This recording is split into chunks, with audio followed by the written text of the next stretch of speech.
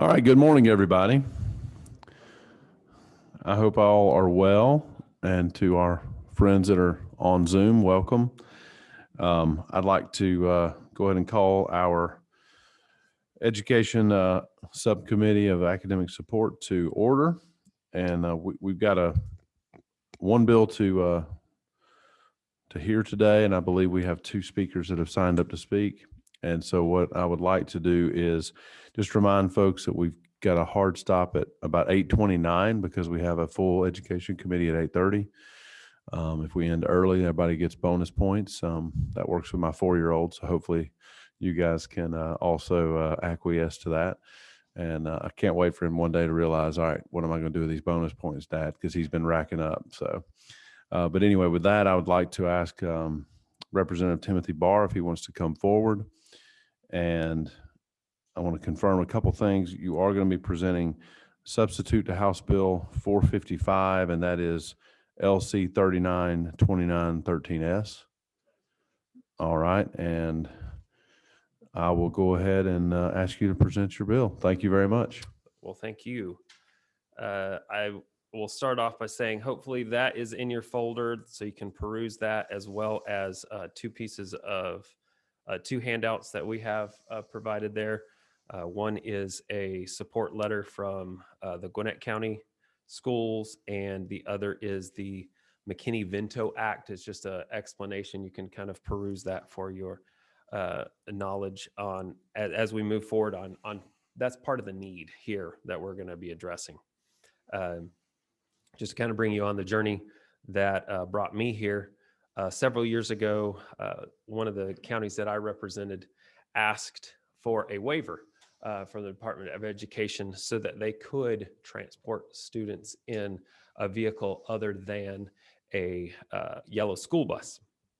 And the response was that incorrectly that the department did not have that statutory authority to grant the waiver, because it is actually in law that all school children in the state of Georgia must be transported in that manner.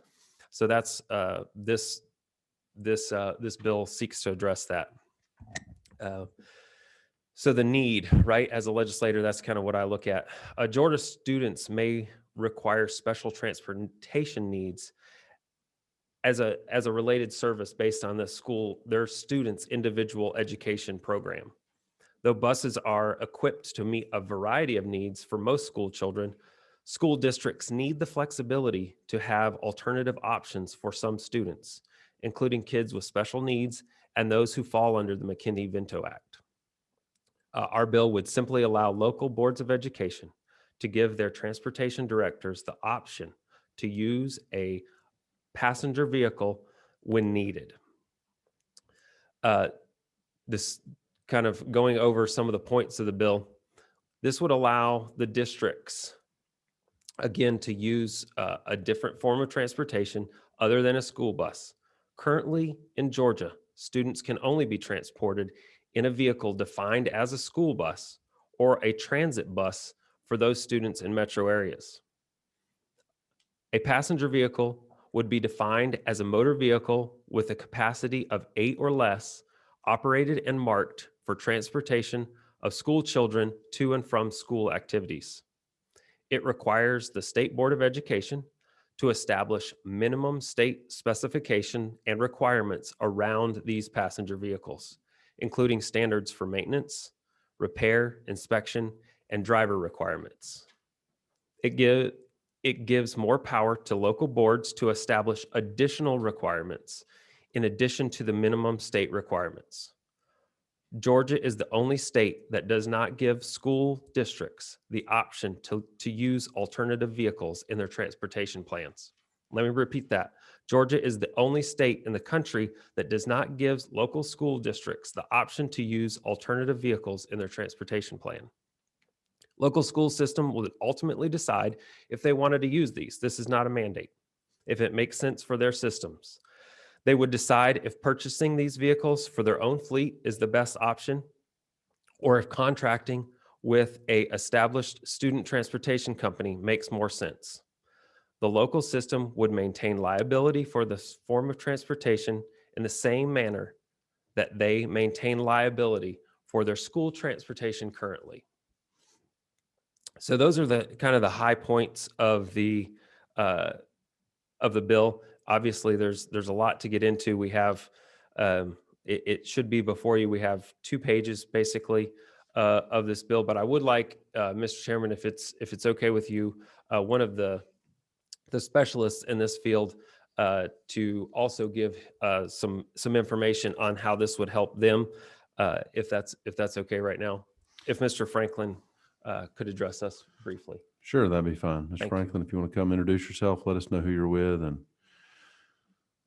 then what we'll do is we'll go ahead, and I think you have one other speaker that you'd like to speak to the bill, that's via Zoom. Did you get that connection? We'll let them speak after Mr. Franklin, and then we'll open up for questions. Okay, go ahead. Good morning, Chairman Wade and members of the subcommittee. Thank you for the opportunity to speak on House Bill 455. My name is John Franklin. I'm the Executive Director of Atlanta Public Schools Transportation Department. I've been here for 6 years. And previous to this, I was the General Manager of Transportation for Hillsborough County Schools in Tampa, Florida, where I frequently used this alternative transportation mode for dealing with students in a number of issues. As Representative Barr said, Atlanta Public Schools carries around a roll of 250 transitional students at every given school day, pardon me. We are talking about students who have experienced homelessness and are either coming from APS and going to another county, or coming from another contiguous county and coming into APS. There's a lot of operational work that has to be done. It can help us as an alternative to have this opportunity, as well as our students with disabilities. We have a lot of students who need different settings for their academic success. And ultimately, that's what we're pursuing in transportation, is supporting the academic success of our students. And so a lot of our students with disabilities attend alternative programs inside and outside of Fulton County, and having this flexibility. The last situation that I wanted to highlight was specific situations with students in crisis. There are times when I get a call and I need to move a student out of a school because of a severe bullying situation, or a whole family. And there's a lot of mechanics that go into moving bus service. And this would give us an option to help facilitate these type of one-off situations where we're talking about critical student success and their academic achievement at stake, and getting them to a safe place to attend school. So like I said, I was in Hillsborough County Schools, used this successfully to the tune of 250 trips a day. And that's a summary of my support of House Bill 455. Thank you. All right, I appreciate that. And at this time, if we'd like to let the person on Zoom connect, is that, I believe, let me confirm the name. Representative Barr, could you come and introduce the Zoom speaker? I think you've got that list. Okay. Is he on Zoom currently? I'm not sure who the person is. Okay, it's Mr. Jim Beacom. Yep, he's there. Okay, perfect. Mr. Beacom is also General Manager of Transportation, Hillsborough County, Florida. All right, thank you. Go ahead.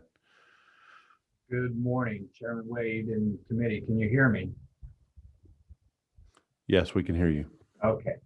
I will just kind of touch on some of the things that Mr. Franklin did touch on. We have used supplemental services for students, for McKinney-Vento, for displaced students. Currently, I'm in Hillsborough County in Tampa. Previously, I was in Orlando. In Orlando, we had a large homeless population. We had almost 1,200 students who were homeless that we had to transport on a daily basis. I will share with you that one of the biggest advantages of having the flexibility to do this is to meet the students' needs. Currently under McKinney-Vento, the law was established for those that are homeless students to allow the students to go back to their school of origin. It wanted to relieve the stigmatism of them being homeless and providing a safe environment for them. Currently in school districts throughout the country, most bus service that crosses over district lines or zoning lines are special needs buses. So a lot of these students were placed on special needs buses across the country. So we took one stigmatism and placed it on another. We have a lot of schools that students that have special needs, that when we try to put them all on school buses, it increases the ride time. We're time and distance on school buses. And so a lot of them are medically fragile, and we rely on this service as a direct service. Many of these vehicles have a nurse directly on them because of the medical needs of the student. And so we can provide a direct route to the school versus keeping that child in a different situation on the bus for an extended period of time. So again, I will share with you, many districts in the state of Florida use this, across the country use this service. It's an enhancement to the students and to the parents, and serving the needs of the parents. And we're in no shape or form anywhere in transportation trying to replace school buses. But we are trying to enhance the service and safety of our kids, and we're paramount in that business. And so if you have any questions, I'm open to any questions you may have. I've been a user of this type of service for over 20 years. I started in this business in 1983, so I've been doing this for a long time. All right, thank you very much. What we'll do now is we'll open up for questions. So Chairman Barr, you ready for questions? All right, let's go with number 16, just to make sure who is that? Is that you, Chris? Yeah. Thank you, sir. Please. Chairman Barr, just one quick question. Having been a school superintendent, put many students in special ed in driver's ed cars, and we would train them for driving. Do that all over the state all the time. There is a replacement schedule for those vehicles that we have when we put those students in there, that we're required to replace those vehicles.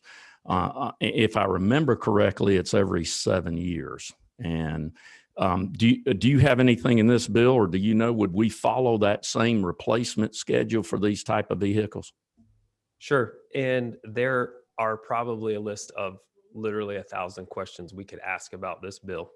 But that is why we have written it at a very high level, in that the State Board of Education can set the minimum standards, which would include the safety of the vehicle, inspections, repairs, and the driver specifications.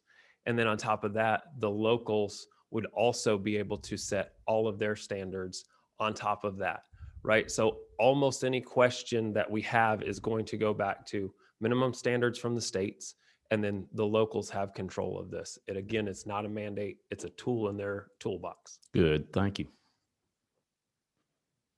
All right, thank you very much. Any other questions from any members? All right, what number are you, sir?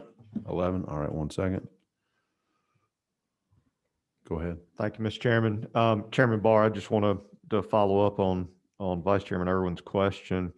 If you'll go to line 27, just want to be clear here that we are giving local boards of education the opportunity to participate in this program with the word may, not shall. Am I correct in that?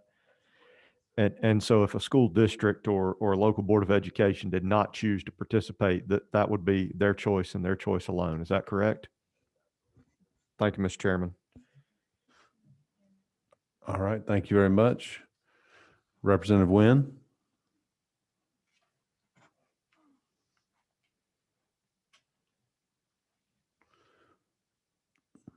Where's Representative? Thank you, Mr. Chair. I wanted to thank Chair Barr for bringing this bill up. I worked in public schools in Atlanta and DeKalb for 10 years, and I know transportation was a really big issue that some of my students faced. And so that flexibility will certainly support them. And I wanted to just ask John to share a story that he shared with me regarding a student who his apartment complex burned down, and the family subsequently had to move to Henry County, and what that looked like for the student in terms of transportation. We did have a chance to talk on the phone about how this would help APS. Is that okay with you, Mr. Chairman? That'll be fine. Okay. Just if you don't mind, just a matter of time, keep it brief, but yes, we'd like to hear based on Representative Wynn's question. Thank you. Thank you, Representative Wynn. We had students who experienced a fire event and were relocated to Henry County. That, of course, is 2 counties away from Fulton County. A lot of mechanics to get the bus service established and get them back to that consistent academic setting, which helps them remain academically successful. And so it was a lot to get that gap closed quickly. And so that is one of many stories that we go through in public schools trying to help our kids to success. Thank you. All right, thank you. I've got a question from 15. Who's at 15?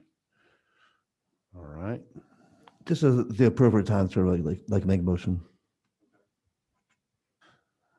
All right, I do have 2 folks that have requested to speak that I was not aware of, and we had indicated to Representative Barr that because of our time, we would allow for 2 speakers. So the additional folks that signed up, I hope you'll accept my apologies. If you have anything specific that you'd like to provide to this committee or the Education Committee, I would welcome any communication that you'd like to share, or if you want to speak directly to the author of the bill, they can communicate with me. But with that, if everybody's okay based on the time, we do have a representative that's ready to make a motion, and I'm ready to entertain that. So with that, I will entertain a motion. Mr. Chairman, I make a motion to do pass. We have a motion and a second. Is there any other discussion? Anybody asking questions on Zoom? Okay. All those in favor of a due pass on this bill, House Bill 455 substitute? Aye. And do we have any opposed? All right, motion carries. I do appreciate that. Thank you, Representative Barr. Thank you. And we Thank you, will Committee.